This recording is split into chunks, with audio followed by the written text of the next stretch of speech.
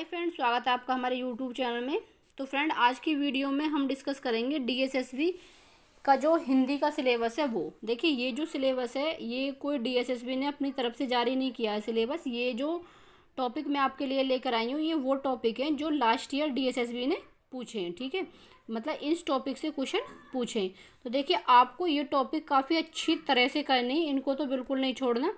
और अगर आप जब आप अपने ये टॉपिक कंप्लीट करने के बाद प्रीवियस पेपर सॉल्व करोगे अपने सब्जेक्ट के, तो उसमें अगर कोई एक्स्ट्रा टॉपिक आपको मिलता है तो आपको उसे भी कवर कर लेना। लेकिन सबसे पहले जो आपकी जो प्राथमिकता होगी वो इन टॉपिक को सॉल्व करने की होगी। ठीक है, और इसमें भी मैं आपको बता सकती हूँ, अगर आपके पास कम टाइम है तो आप इसमें से किस टॉपिक को छोड़ें और किसको अच्छी तरह से कंप्लीट करें। ठीक है, तो आपको बस ये देखना है कि इसमें कौन ज़्यादा इम्पोर्टेंट टॉपिक है उसको आपको पहले करना है, और जो थोड़ा कम इम्पोर्टेंट है उसको आप चाहो तो बाद में भी कर सकते हो अगर आपके पास टाइम है तो। ठीक है, तो चलिए शुरू करते हैं अपनी वीडियो को।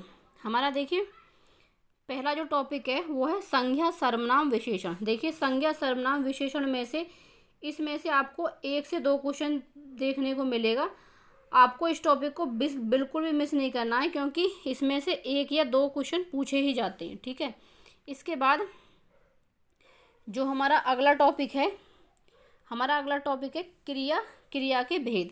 तो देखिए, ये क्रिया और क्रिया के भेद जो है ये थोड़ा कम इम्पोर्टेंट है, आप इसको लास्ट में करना। ठीक है, इसके बाद कारक जो है वो भी इतना इम्पोर्टेंट नहीं है, मुश्किल से कभी पूछ लिया 1 या 2 क्वेश्चन, लेकिन इतना इम्पोर्टेंट नहीं है, तो आपको इसको भी प्रायोरिटी जो देनी है वो बाद में देनी, कारक को भी। ठीक है, इसके बाद लिंग वचन से आपकी जो परीक्षा है उसमें से 1 क्वेश्चन पूछा जाएगा, आपको इसे अभी कंप्लीट करना है, यानी संज्ञा सर्वनाम के साथ ही। इसके बाद विलोम शब्द। देखिए, विलोम शब्द जो है इसमें भी ये काफ़ी इंपॉर्टेंट टॉपिक है, इसको भी आपको किसी भी हाल में मिस नहीं करना है। 1 से 2 क्वेश्चन इसमें से पूछे जाते हैं विलोम शब्द में से। इसके बाद शब्द युग्म। ठीक है, शब्द युग्म जो है ये भी इम्पोर्टेंट है, आपको इसको भी नहीं छोड़ना। जैसे विलोम शब्द है इम्पोर्टेंट, ऐसे ही शब्द युग्म है। ठीक है, 2 के जोड़े दे दिए जाते हैं और इसमें से ये पूछ लिया जाता है, जैसे कि मानो दोनों का विलोम ही दे दिया कि, तो उसमें आपसे ये पूछा जाता है कौन सा इनमें से भिन्न है। ठीक है, इसके बाद पर्यायवाची और समानार्थी शब्द काफ़ी इम्पोर्टेंट टॉपिक है, 1 से 2 क्वेश्चन आपको देखने को मिलेगा ही मिलेगा। इसके बाद अगला टॉपिक है हमारा पर्यायवाची समानार्थी के बाद काल। ठीक है, काल जो है ये भी आपका जो टॉपिक है इम्पोर्टेंट है, लेकिन आप इसे बाद में ही प्रायोरिटी दे सकते हैं, बाकी जो सब्जेक्ट मैंने ऊपर वाले बताए उनको करने के बाद। इसके बाद अव्यय देखिए कम इम्पोर्टेंट है, इसको आपको बाद में ही करना है। ठीक है, इसके बाद संधि और संधि विच्छेद। ठीक है, इम्पोर्टेंट है, आपको इसको अभी करना है, 1 से 2 नंबर आपको देखने को मिलेगा इसमें से। इसके बाद समास भी इम्पोर्टेंट है, लेकिन इतना इम्पोर्टेंट नहीं है आपको, मगर इसको छोड़ना नहीं है समास को। ठीक है, समास को आपको करना है। इसके बाद देखिए हमारा अगला टॉपिक है टॉपिक नंबर 12, मुहावरे, लोकोक्ति और वाक्यांश। तो देखिए, ये जो टॉपिक है ये बहुत ज़्यादा इम्पोर्टेंट है, इसको तो आपको किसी भी हाल में छोड़ना नहीं है। आपको 1 से 2 क्वेश्चन देखने को मिलेंगे हर हाल में। ठीक है, तो हो सकता है आपको 2 क्वेश्चन भी देखने को मिल जाए। तो ये मुहावरे वाला जो टॉपिक है ये इसको तो आपको किसी भी हाल में नहीं छोड़ना। ठीक है, इसके बाद टॉपिक नंबर 13 देखिए, उपसर्ग और प्रत्यय। उपसर्ग जो प्रत्यय है ये भी इम्पोर्टेंट है, लेकिन इतना इम्पोर्टेंट नहीं है, लेकिन छोड़ना आपको इसको भी नहीं है, आप इसे बाद में प्रायोरिटी दे सकते हैं। इसके बाद तत्सम, तद्भव, देशज, विदेशज, ये शब्द जो हैं आपको इनको लर्न करना है, कौन सा शब्द तत्सम है, कौन सा तद्भव है, कौन सा देशज है, कौन सा विदेशज है। ठीक है, तो ये भी इम्पोर्टेंट टॉपिक है, इसको भी आपको नहीं छोड़ना। 1 से 2 क्वेश्चन आपको देखने को मिलेंगे आपके एग्ज़ाम में। इसके बाद हमारा टॉपिक आया टॉपिक नंबर 15, शब्द भेद और वाक्य भेद। शब्द भेद और वाक्य भेद काफ़ी इम्पोर्टेंट टॉपिक है, आपको किसी भी हाल में इसको मिक्स नहीं करना है। 1 से 2 क्वेश्चन इसमें से देखने को मिलते हैं। देखिए, हर टॉपिक जो मैं आपको इम्पोर्टेंट बता रही हूँ उसमें से 1 क्वेश्चन तो आपको 100% देखने को ही मिलेगा, लेकिन कभी कभी ऐसा हो जाता है कि 2 क्वेश्चन भी आपको देखने के लिए मिल जाए। ठीक है, जो जो टॉपिक काफ़ी इंपॉर्टेंट बताएं, ठीक है।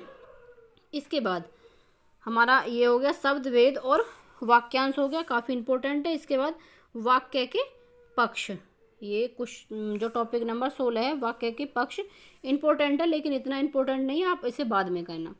इसके बाद वृत्ति और वृत्ति के भेद, वृत्ति और वृत्ति के जो भेद है ये भी इतना इंपॉर्टेंट नहीं है, आपको इसे भी बाद में करना है। इसके बाद हमारा टॉपिक आया टॉपिक नंबर 18 विराम चिन्ह।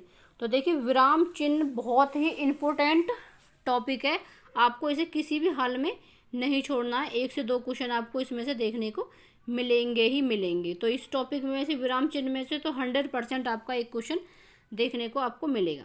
इसके बाद शब्द वर्तनी और वाक्य वर्तनी, शब्द वर्तनी और वाक्य वर्तनी भी काफ़ी इंपॉर्टेंट टॉपिक है, इसको भी आपको नहीं छोड़ना। जैसे विराम चिन्ह इंपॉर्टेंट है, ऐसे ही शब्द वर्तनी और वाक्य वर्तनी भी इम्पोर्टेंट है, ठीक है। इसके बाद ये टॉपिक विविध में से कुछ क्वेश्चन भी पूछे जाते हैं, जैसे रिक्त स्थान दे दिया, वाच्य पूछ लिया, पर सर्ग पूछ लिया, यौगिक योग रूढ़ यानी कि शब्द के प्रकार पूछ लिए, यौगिक है या फिर योग रूढ़ है, ऐसे पूछ लिया, और अलंकार, ठीक है। तो ये ये इतने इम्पोर्टेंट नहीं है, क्योंकि इनमें अलग अलग है। जैसे कि अलंकार अगर आप करना चाहो तो कर लो, बाई चांस ही पूछा जाएगा आपसे, ठीक है। बाई चांस ही आपसे अलंकार से प्रश्न आ गया या पर सर्ग से आ गया, तो इनको अगर आप करना चाहो तो इनको बाद में ही प्रायोरिटी देना, जब जो इम्पोर्टेंट टॉपिक हो उनको कर लो। इसके बाद आपका देखिए, आपको पता होगा कि 5 मार्क्स का गद्यांश आता है, जिसमें से उसी गद्यांश में से क्वेश्चन जो पुटअप किए जाते हैं। तो ये 5 मार्क्स का आपका गद्यांश होता है, जिसमें से आपसे वो पूछ लेता है कभी कभी, तो क्या बोले, विलोम शब्द पूछ लेता है, या फिर उसी में तत्सम बड़ा अंदर कर देता है, तत्सम के बारे में पूछ लेता है एक क्वेश्चन।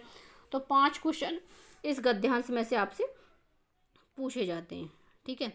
तो फ्रेंड ये था हमारा DSSB का सिलेबस हिंदी का। एक बार आप चाहो तो फिर से देख सकते हो कौन कौन से टॉपिक हैं, और जो इम्पोर्टेंट टॉपिक हैं उनको आपको पहले करना है।